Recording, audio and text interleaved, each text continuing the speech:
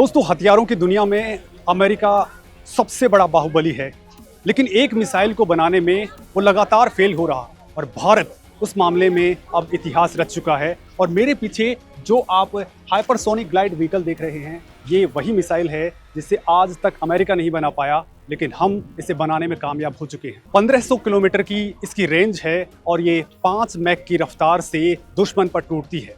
5 Mac का मतलब हो गया कि ये 6000 किलोमीटर की स्पीड से किसी भी दुश्मन के ऊपर टूट पड़ती है। और बड़ी बात यह है कि दुनिया का कोई भी रडार इसे पकड़ नहीं सकता है। दोस्तों, जिस मिसाइल में अमेरिका लगातार फेल हो रहा है, वैसे ही भारत 3 तरह की मिसाइलें बना रहा है। एक ये ग्लाइड व्हीकल है।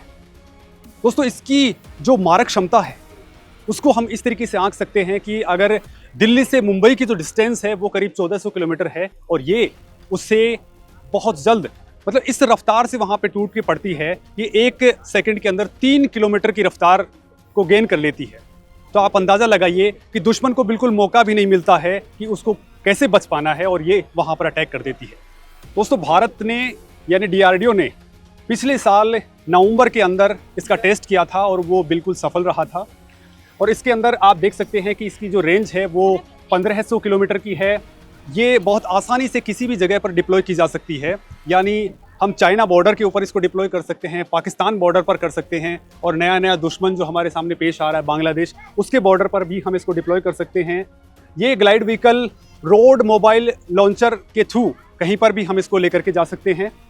इसमें जो प्रोपेलेंट है वो सॉलिड वाला होता है, यानी इसके अंदर इसको कैरी करना बहुत आसान होता है, क्योंकि जो लिक्विड होता है उसको कैरी करना थोड़ा मुश्किल होता है। इसके अंदर जो नेविगेशन सिस्टम्स हैं वो बेहद एडवांस हैं। हमारे जो टीम है, स्वदेशी वैज्ञानिकों की जो टीम है, उसने इसके जो नेविगेशन सिस्टम्स हैं उनको बहुत ही उन्नत तरीके का बनाया है। हाइब्रिड सिस्टम के अंदर इसके अंदर लगा हुआ है। और बड़ी बात यह है कि इसके अंदर जो सीकर हैं वो भी पूरी तरह से स्वदेशी हैं, और वो भी हमारे वैज्ञानिकों ने ही डेवलप किए हैं, जो बहुत ज़्यादा एक्यूरेसी के साथ में इसको तैयार किए हुए हैं। साथ ही अगर हम इसकी ट्रेजेक्ट्री की बात करते हैं, जो सबसे खतरनाक इसको बनाती है वो ये है कि जो बैलिस्टिक मिसाइल है वो ऊपर जाती है और फिर एक अंडाकार पथ के ऊपर जाकर के दुश्मन के ऊपर टूट के गिरती है, लेकिन ये वैसे नहीं गिरती है। ये कुछ उड़ने के साथ ही दुश्मन को चकमा देती है और उसका रडार इसको बिल्कुल डिटेक्ट नहीं कर पाता। वहाँ पर ये जो है अपनी ट्रेजेक्ट्री को